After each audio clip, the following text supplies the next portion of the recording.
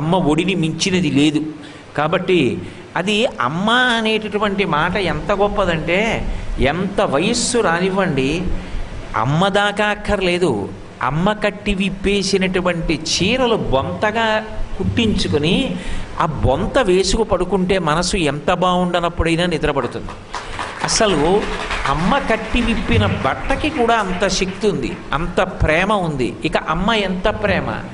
నన్ను కన్న మా అమ్మకి నా మీద ప్రేమ ఉంటుంది, కానీ పక్కింటి వాళ్ళ బిడ్డ మీద నా మీద ఉన్నంత ప్రేమ ఉండాలని లేదు. కానీ మనందరినీ బిడ్డల్ని చేసుకుని ఇంతమంది తల్లుల ప్రేమ, తన ప్రేమ అయినటువంటి భ్రమరాంబ ప్రేమ ఎంత గొప్పదై ఉంటుంది. కాబట్టి భవద్భావన పర్యంకే వినివేశ్య భక్తి జననీం భక్తార్భకం రక్షతి. మామూలుగా బయట తల్లి అయితే పిల్లవాణ్ణి అర్భకం అంటే ఏమీ తెలియనివాడు, తనని తాను రక్షించుకోలేనివాడు, పరమ అమాయకుడు, వాణ్ణి రక్షించుకుంటుంది, తల్లి రక్షిస్తుంది. శంకర భగవత్పాదులు అంటున్నారు, బాహ్యంలో తల్లి బిడ్డణ్ణి ఎలా కాపాడుతుందో అలా కాపాడేది ఏది అంటే భక్తి అనబడేటటువంటి తల్లి అలా కాపాడుతుంది. మనిషి భక్తిని కలిగి ఉన్నాడు అంటే దాని అర్థం ఏమిటంటే వాడికి ఎంత వయసు వచ్చినా వాడు అమ్మని పొందియే ఉన్నాడు, వాడికి అమ్మ వెళ్ళిపోలేదు. అందుకే దూర్జటి కాళహస్తీశ్వర శతకంలో చేస్తూ ఒక చమత్కారమైన మాట అంటాడు, అమ్మా అయ్య అటంచు ఎవ్వరిని నేనన్నన్ శివా నిన్నేను సుమి, నీమది తల్లిదండ్రులటంచు చూడగా బోకు, నాకు ఇమ్మై తల్లియు తండ్రియున్ గురుడు నీవే కాక సంసారపుం చిమ్మంచీకటి కప్పకుండ కనుమా శ్రీకాళహస్తీశ్వర అంటాడు. నేను ఎప్పుడైనా అమ్మా అంటే కొన్నాళ్ళు మా అమ్మ ఓయ్ అని పలికింది, కానీ ఓయ్ అని పలికినటువంటి అమ్మ బిడ్డడి చేతిలో వెళ్ళిపోతుంది తప్ప అమ్మ చేతిలో బిడ్డడు వెళ్ళిపోవాలని కోరకూడదు, అమంగళం. కాబట్టి ఒకనాడు అమ్మ స్థానం ఖాళీ అయిపోతుంది.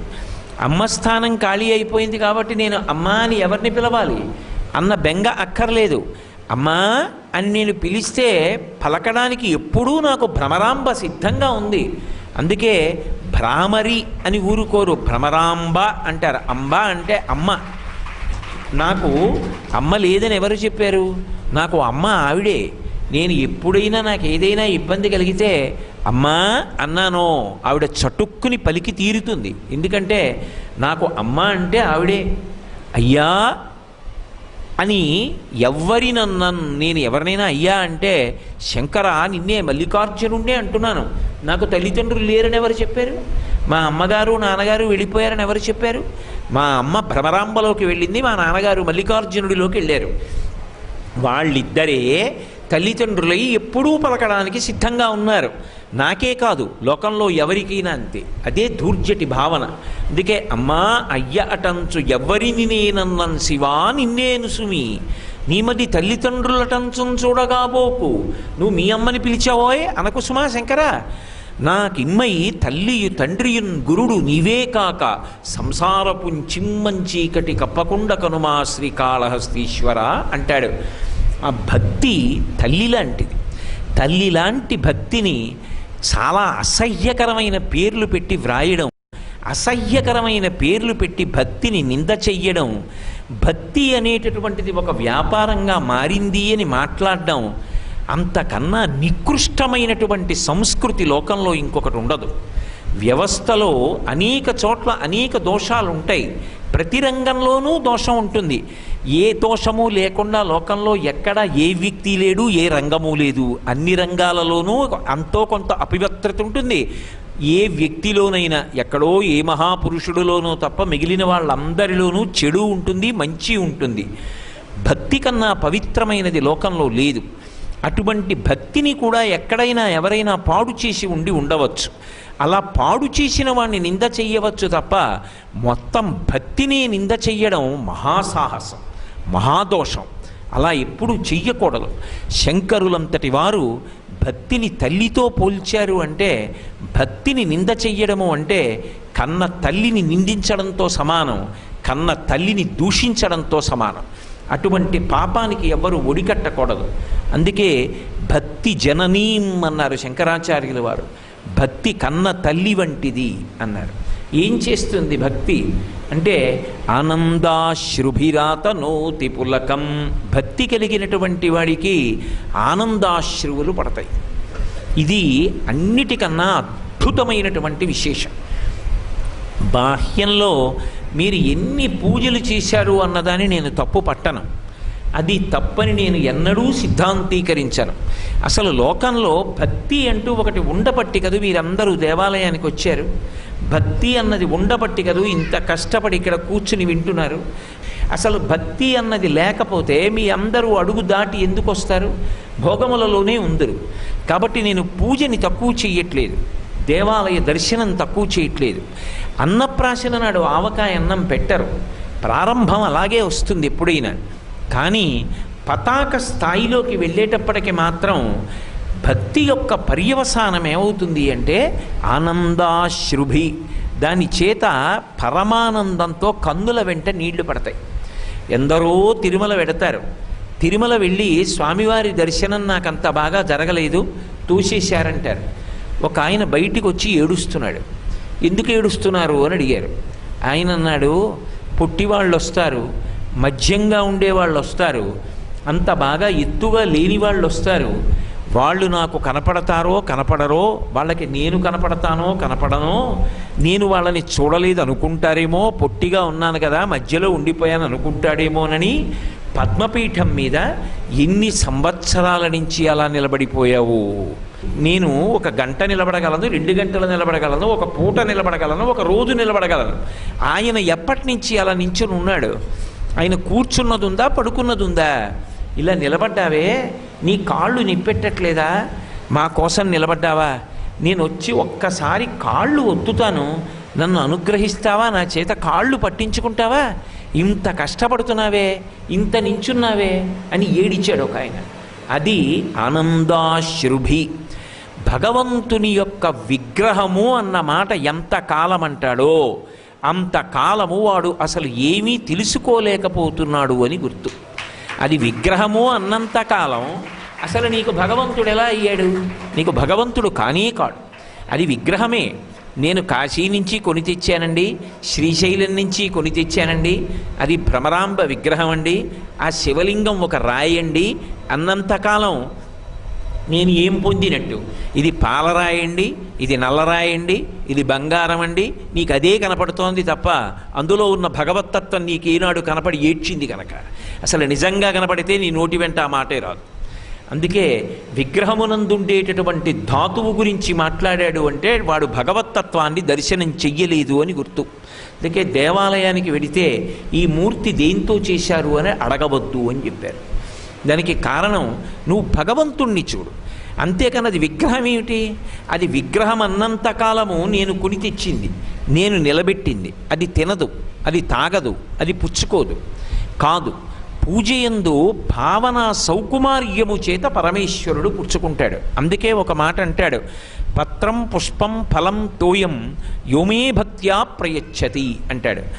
నాకు నువ్వు పట్టుకొచ్చినటువంటి ఆకులు అక్కర్లేదు, నువ్వు ఇచ్చిన పువ్వు అక్కర్లేదు, ఎందుకంటే అది నేను సృష్టించినది. ఒక చామంతి పువ్వు తొడిమె మీద అన్ని రేకులను అందముగా పేర్చిన వాడెవరు? అవన్నీ నేను పేర్చానా? నా వల్ల అవుతుందా? ఇంత చిన్న చిన్న చామంతి పువ్వు రేకుల్ని చిన్న తొడిమె మీద అన్ని వరసలు పేరిస్తే పువ్వుని తిరగేసి ఇలా అంటే ఒక్క రేకు రాలకుండా అది పట్టుకుని వాసన చూస్తే లోపల నుంచి అంత సౌరభం వచ్చేటట్టుగా ఒక చామంతి పువ్వుని తయారు చేసినటువంటి మహాశిల్పి ఎవరు? ఆయన్ని చూడాలనుంది నాకు అని నీకు ఆర్తి పొందితే అడిగో ఆ మహాశిల్పి అంతరాలయంలో కూర్చునున్నాడు, వాడే మల్లికార్జునుడు. వాడొక చామంతి పువ్వు మీద రేకులన్నీ పేర్చాడు. వాడు గీసిన గీతలు అద్భుతాలు. నేను ఎన్నో గీతలు గీశాను చిన్నతనం నుంచి కాగితాల మీద, కానీ అవన్నీ నీరు తగిలితే ఆ గీతలు చెరిగిపోయాయి. వాడు నేను మా అమ్మ కడుపులో ఉండగా గీశాడు చేతిలో ఈ గీతలు. ఏమి పెట్టుకుని గీశాడు? ఆ గీతలు ఇప్పుడు కాదు, నా శరీరం పడిపోయి శరీరం నశించిపోవాలి తప్ప ఆ గీతలు మాత్రం ఎన్నిసార్లు చెయ్యి కడిగాను. ఈ గీతలు ఎప్పుడు కించెత్తు కూడా మారలేదు. ఏ ఆయుధం పట్టుకుని, ఏ సాధనం పట్టుకుని, ఏ ఉలి పట్టుకుని వాడు గీశాడు గీతలు? భగవంతుణ్ణి చూడ్డానికి నీకు ఏం ఉండాలి? నీ చేయి వంక చూస్తే, అరే ఈ గీతలు ఎవరు గీశాడురా, నా చిన్నతనం నుంచి ఈ గీతలు ఇలాగే ఉన్నాయి, ఇంత గొప్పగా గీతలు గీశాడే, ఈ గీత కడిగితే చెరగదు, చేతికి గంధం బాగా అంటుకుపోతే సబ్బెట్టి కడుక్కుంటాను, చేతికంటుకున్న గంధం పోతుంది, చేతికంటుకున్న పసుపు పోతుంది, చేతికంటుకున్న మురికి పోయింది, కానీ పెట్టుకున్నటువంటి గీతలు పోయాయా?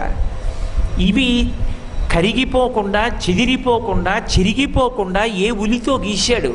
ఆ గీసిన వాడిని ఒక్కసారి చూద్దామని నాకు అనిపించింది అనుకోండి.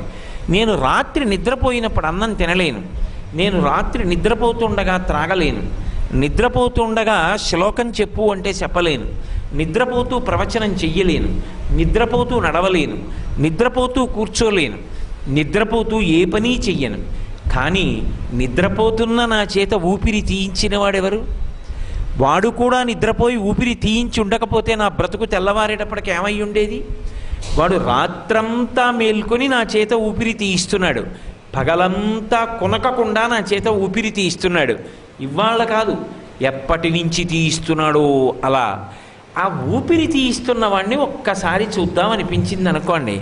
వాడిని దేవాలయంలోకి వెళ్ళి చూసేటప్పటికీ, వాడు కనపడేటప్పటికీ పరమ సంతోషంతో కందుల వెంట నీళ్లు పడవు. ఎదురుగుండా మేడ మీద ఉన్న అమ్మని పిల్లవాడు చూసేటప్పటికి పిల్లవాడి కందుల వెంట ఆనందాశ్రువులు పడినట్టుగా, వీడా ఈ తోలుతిత్తిలో ప్రాణమును నిలబెట్టినవాడు, వీడా ఈ నోట్లో పెట్టుకుని పప్పు, కూర, పచ్చడి, పులుసు, పెరుగు మొదలు పదార్థం ఇన్నింటిని తినేస్తే కడుపులోకి వెళ్ళిన తర్వాత వాంతి అయితే దాన్ని మళ్ళీ నేనే తినను, పుల్లకంపు అని అసహ్యించుకుంటాను.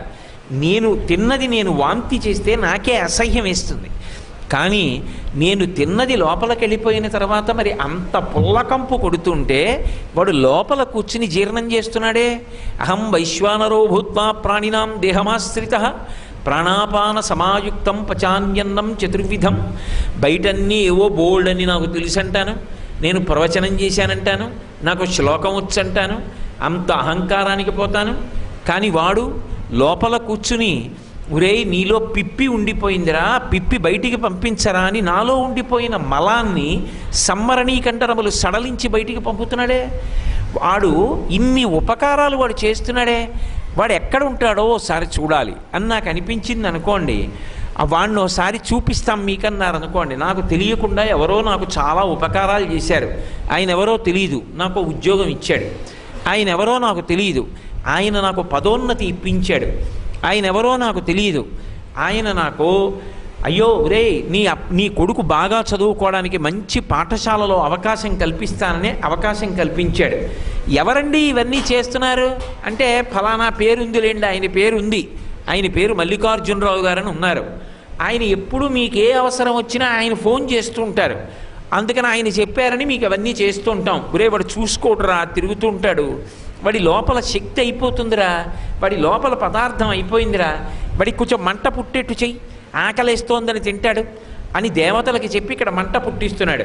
మల్లికార్జునుడు చెప్పాడండి, మీరు ఏమైనా తినాలట, లోపలది అయిపోయిందిట అని మంట పుట్టిస్తున్నాడు అగ్నిహోత్రుడు. ఆకలేసిందని అన్నం తింటున్నాను, మీలో నీళ్ళు అయిపోయాయిట, దాహం వేయమన్నాడు మల్లికార్జునరావు గారు అని దాహం వేయిస్తున్నాడు, నీళ్లు తాగుతున్నాను. ఇవన్నీ చేయిస్తున్నారట ఎవరో మల్లికార్జునరావు గారు. నేను పుట్టినప్పటి నుంచి ఎన్ని ఉపకారాలు చేశాడో. చిన్న ఉపకారం చేస్తే ఓసారి ఆయన ఇంటికి వెళ్ళి ఆయనకి నమస్కారం పెట్టి ఆయనకి 2 పళ్ళో ఓ పంచల చాపో ఏదో ఒకటి ఇచ్చి నమస్కారం పెడతాం, ఆయన అడిగినా అడగకపోయినా మన ప్రేమ కొద్దీ. మరి ఇన్ని ఉపకారాలు చేసిన వాడిని చూడాలనిపించింది అనుకోండి, వాడి ముందు వెళ్ళి నిలబడ్డాం అనుకోండి, ఈయనేనండి మీకు చేసింది ఉపకారాలన్నీ, ఈ మహానుభావుడే ఇన్నాళ్ళ నుంచి మీకు అన్నీ చేస్తున్నాడు, ఈయనే మీకు చదివిచ్చింది, ఈయనే మీకు శరీరం ఇచ్చింది, ఈయనే మీకు ఆకలి వేయించింది, ఈయనే మీకు దాహం వేయించింది, ఈయనే మీకు ఊపిరి ఊదుతున్నది, ఈయనే మీకు బిడ్డలిచ్చింది, ఈయనే మీకు ఉద్యోగం ఇచ్చింది, ఈయనే డబ్బిస్తున్నది, ఈయనే మీకు గౌరవం ఇచ్చింది, ఈయనే మిమ్మల్ని నిలబెట్టింది, ఈయనే మీ చేత మాట్లాడిస్తున్నది, ఈయనే కీర్తినిచ్చింది, అన్నీ ఈయనే. ఈయన లేనినాడు, ఈయన అనుగ్రహించని నాడు ఇవేవి మీకు దక్కవు అన్నారనుకోండి. నేను ఆయన వంక చూడగానే నా కన్నులలోంచి ఆనందం తట్టుకోలేక కన్నుల వెంట ఆనంద బాష్పాలు పడతాయా పడవా? అలా నాకు ఒక్కసారి కూడా పడలేదనుకోండి. నేను కృతజ్ఞుణ్ణి కదా. ఇన్ని ఉపకారాలు చేసిన వాణ్ణి చూసి కూడా నా కన్నుల వెంట ఆనంద బాష్పాలు రాకపోతే, నాకు ఆ సంతోషం కలగకపోతే, మహానుభావా నిన్ను చూశానా? లోకంలో బ్రతికినంత కాలం అనేక అనుబంధాలు మా నాన్నగారు అంటారు, మా మామయ్య గారు అంటారు, మా బాబాయ్ గారు అంటారు, మా పెద్దనాన్నగారు అంటారు, మా గురువు గారు అంటారు, మా స్నేహితుడు అంటారు. అందరూ ఇన్ని అనుబంధాలు పెట్టి పిలుస్తారు. ఆ ఊపిరి ఒక్కటి ఆగిపోయింది అనుకోండి, ఎవ్వరూ ఇంట్లో పెట్టుకోరు, ఎవ్వరూ తన పక్కన ఉంచుకోరు. కానీ వాడొక్కడు మాత్రం ఎన్ని పాపాలు చేసినా, ఎంత ధర్మం తప్పినా, వాడు ఎన్ని చెప్పినా వినకుండా బ్రతికినా, వాడొక్కడు మాత్రం తనలో కలుపుకుంటున్నాడు. వాణ్ణి చూడాలి అని అనిపించి వాడి దగ్గరికి వెళ్ళినప్పుడు, వాడి పేరు స్మరించినప్పుడు, వాడి గురించి చెప్పినప్పుడు కన్నుల వెంట ఆనంద బాష్పాలు పడలేదనుకోండి, కంఠం గాద్గదిగం అవ్వలేదనుకోండి, నోట మాట రాక నీటి ధార ఇలా పడలేదనుకోండి, అలా పడనప్పుడు ఇక దానికి ఉపయోగం ఏముంది? నిజానికి ఏవో మనం వెళ్ళడం కాదు, మనం శ్రీశైలం వెళ్ళడం ఏమిటి, మనం మల్లికార్జునుడికి అభిషేకం చేయడం ఏమిటి? ఆవు పాలు నేను తీసుకొచ్చానా? ఎక్కడో వాచవియైన గడ్డి తిని వాహినులందు జలంబు త్రాగగా అంటారు పోతన గారు భాగవతంలో. ఎక్కడో పసరిక తిని ఎవ్వరికీ పనికిరాని నీళ్లు తాగి ఆవు పాలిస్తే ఆ పాలు నా మీద పోసేయి, నేను సంతోషిస్తాను అని వాడు పోయించేసుకుని మురిసిపోతే నాకు కనీసం ఆ సంతోషం కలగద్దండి, ఆనందం కలగద్దండి? అలా కలగలేదనుకోండి, ఇంకా నేనేదో సాధన చెయ్యాలి కదూ, వాడికి నాకు ఉన్న అనుబంధం నాకేదో తెలియాలి కదూ, నాకేదో ఆ అనుబంధం తెలియకుండా ఉండిపోయింది కదూ. మా అమ్మ చిన్నతనంలో పొరపాటున ఎక్కడో నన్ను జార విడుచుకుందనుకోండి, నేను అమ్మని పట్టుకుని ఉండలేను, అమ్మ నన్ను పట్టుకుని ఉండాలి. ఎక్కడో జార విడిచింది, నేను ఎక్కడికో వెళ్ళిపోయాను. కానీ వెతుక్కుని 50 ఏళ్ళు వచ్చాక ఈవిడ మా అమ్మని తెలిసింది. కానీ మా అమ్మ ఈవిడేట అని తెలిసి మా అమ్మ చేతులు పట్టుకొని మా అమ్మని పట్టుకున్నప్పుడు, మా అమ్మని కౌగిలించుకున్నప్పుడు నాకెంత ఆనందం వస్తుంది. ఇన్నాళ్ళు నీకు తెలియకపోవచ్చు, ఓ వాడా ఇవన్నీ చేస్తున్నది అని తెలుసున్నప్పుడు, ఆవిడ ముందు నిలబడినప్పుడు ఎంత సంతోషం కలుగుతుంది. అందుకే నిజానికి ఏది పూజ అంటే, ఏది గతి తప్పినదో అది పూజ. నేను అన్న మాట మీకు ఆశ్చర్యంగా ఉండొచ్చు. నిజానికి గతిలో అంటే ఒక క్రమంలో వెళ్ళిపోయినదేదో అది పూజ కాదు. ఏదో ఒకనాడు అది గతి తప్పిపోవాలి. అది గతి తప్పినదేదో దానిని పూజ అని పిలుస్తారు. ఎందుకని అంటే, నేను మీకు ఒక ఉదాహరణ చెప్తాను చూడండి. మహాత్ములైనటువంటి వారు పూజ చేస్తుంటే చూడవద్దు అని చెప్తారు. అందుకే అది పిచ్చివాడి పూజలా ఉంటుంది. నేను యథార్థం చెప్తున్నాను మీతో. ఆ పూజ మనకు అర్థం కాదు. ఆ పూజ చూసామనుకోండి, ఆయనకు అసలు పూజ చేయడం ఏమీ రాదండి అంటారు.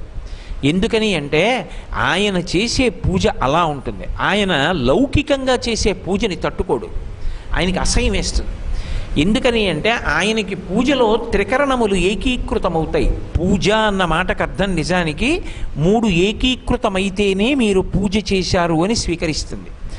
మీరు ఒక చోటకి వెళ్ళి పూజ చేస్తే, భ్రమరాంబకి పూజ చేశారనుకోండి, భ్రమరాంబ నువ్వు నాకు పూజ చేశావు అని ఎప్పుడు ఒప్పుకుంటుందంటే, మీరు ఏ ఉపచారం చేసినప్పుడు 3 ఒక్క సరళ రేఖలో పడ్డాయో వాటిని ఆవిడ మీరు చేశారు అని స్వీకరిస్తుంది. నేను మీకు ఒక ఉదాహరణ చెప్తాను. పాదయోః పాద్యం సమర్పయామి అన్నాను అనుకోండి, మీరు అవకాశం ఇవ్వాలి అవతల వాళ్ళ మనసు ఉంచుకోవడానికి. ఎందుచేత అంటే, శంకర భగవత్పాదులు సౌందర్యలహరిలో దీని మీద ఒక శ్లోకం చేశారు. అమ్మవారి యొక్క పాదములు కడుగుతున్నాను, పాదయోః పాద్యం సమర్పయామి అంటే ఆవిడ పాదముల మీద నీళ్లు పోస్తున్నాను. ఆవిడ పాదాల మీద నీళ్లు పోయడం అంటే బిందెతో కొడతానా? ఆవిడ పాదములు పెట్టాలి కదూ. నేను ఒక బంగారు పళ్ళెం ఉంచి ఆమె పాదములు ఎత్తి ఇలా ఆ పళ్ళెంలో పెడితే, అమ్మవారి పాదములకు ఉన్నటువంటి బంగారు మంజీరములు, వాటి యొక్క ఆ మువ్వలు ఆవిడ నడిచి వెడుతున్నప్పుడు మరాళి మందగమన హంసధ్వనిలా వస్తుంది. అటువంటి ధ్వని, ఆవిడ వేళ్లకున్నటువంటి మట్టెలు, ఆమె పాదములకు రాసుకున్న పసుపు, ఆవిడ పాదములకు పెట్టుకున్నటువంటి పారాణి చూసి నేను పరమ సంతోషంతో, అప్పుడు నా భార్య బిందెతో నీళ్లు పోస్తుంటే నేను నా కుడి చేత్తో అమ్మవారి పాదములు కడిగితే పిబేయం విద్యార్థి తవ చరణ నిర్నీజన జలం ప్రకృత్యామూకానామపి చ కవితా కారణతయా కథా దత్తే వాణి ముఖ కమలతాంబూలరసతాం అంటారు శంకర భగవత్పాదులు సౌందర్యలహరిలో. సరస్వతీదేవి తాంబూల చర్వణం చేసినప్పుడు నోటిలో ఉన్న లాలాజనం ఎలా ఎర్రగా ఉంటుందో, అమ్మవారి కాళ్ళు కడిగినప్పుడు బంగారు పళ్ళెంలో ఉన్న నీళ్లు ఆవిడ పసుపు ఆ లత్తుగా కలిసిపోయి పసుపు ఎరుపులతో నీరు ఎర్రగా అయిపోతుంది. అప్పుడు ఉద్ధరిణితో నువ్వు ఆవిడ పాదోదకాన్ని ఇలా కుడి చేతిలో పోసుకొని శ్వాసనలు గుబాళిస్తున్నటువంటి ఆ నీటిని లోపలికి 3 మూటలు పుచ్చుకొని చెయ్యి కడుక్కొని పళ్ళెం జాగ్రత్తగా నీళ్లు తొలకకుండా తీసేస్తే తడిగా ఉన్న పాదములను ఆవిడ ఇలా ఉంచితే నువ్వు నీ ఉత్తరీయం తీసి మెత్తగా ఆమె యొక్క పాదములను ఒత్తేసి అప్పుడు ఆ తల్లి చల్లని పాదముల మీద నీ తల పెడితే శంకరులే అంటారు శివానందలహరిలో, గృహీత్వా హస్తాభ్యాం శిరసి నయనే వక్షసి వహన్. 2 అరిచేతులు ఇలా పెట్టే, అమ్మా నీ పాదాలు పెట్టవా అని అడిగితే భ్రమరాంబ 2 పాదములు ఎత్తి అరిచేతుల్లో పెడితే వంగి కళ్ళకద్దుకొని అమ్మా నా తల మీద పెట్టవా అని శిరసి తల మీద పెట్టుకొని నయని కళ్ళ చివర అద్దుకుంటే చిన్న చిన్న పూలు తీసుకెళ్ళి మెత్తటి ముఖమల్ బట్టలో పెట్టి ముద్దల కింద ఇలా మూట కడితే ఎంత మెత్తగా ఉంటాయో అలా మెత్తగా ఉన్న వేళ్ల చివర్లు అమ్మవారివి కనురెప్పలకి తగులుతుంటే కళ్ళు మూసుకుని ఆ వేళ్ల చివర్లు కళ్ళకి రాసుకొని శిరసి నయని వక్షసి వహన్ ఇంకొంచెం దగ్గరికి జరిగి అమ్మ నా గుండెల మీద పెట్టవా అని అవి శంకరుడి పాదాలు అవనివ్వండి అమ్మవారి పాదాలు అవనివ్వండి గుండెల మీద పెట్టుకొని పరమ సంతోషపడిపోయి గట్టిగా కౌగలించుకొని ఆ పాదాల మీద తలపెట్టి ధ్యానంలో అలా ఉండిపోయి ఆనందాశ్రువులు కంటి వెంట కారిపోతుండగా పరమానందాన్ని పొందుతాడు. పాదయోహో పాద్యం సమర్పయామి ఆయన 1 గంట సేపు అలా ఉండిపోతాడు. మనం ఆ పూజ చూసామనుకోండి, ఆయనకి పూజ రాదండి, పాదయోహో పాద్యం సమర్పయామి తర్వాత ఉపచారం ఆయనకి తెలియదు అనుకుంటారు. కానీ అసలు పూజ చేస్తున్నవాడెవరు? ఆయన ఒక్కడే. ఆయనే నిజంగా పూజ చేస్తున్నాడు. మిగిలిన వాళ్ళు పూజ కాదు. మీకు నేను ఒక్క మాట చెప్తాను, మీరు జాగ్రత్తగా పట్టుకోండి. ముఖే ఆచమనీయం సమర్పయామి అంటారు. పూజ తంతు, వాడు పూజ చెయ్యట్లేదని గుర్తేమిటో తెలుసా? తమలపాకుతో తీసి ఇలా అంటాడు, నువ్వు చెయ్యి ఆచమనీయం, నువ్వు ఆచమనం చేస్తే 3 మార్లు కావాలా, చెయ్యి కడుక్కోవడానికి 4వ మాట నీళ్లు కావాలా, భగవంతుడికైతే ఓ మాట చల్లేస్తావా, ఆయనకి ఇలా తాగడానికి విరామం అక్కర్లేదా, నువ్వు పూజ చేశావా, నీకేం కనపడిందని చేశావు, ఎలా ఇచ్చావు ఆచమనం, చొక్కా పట్టుకోవలసిన పూజ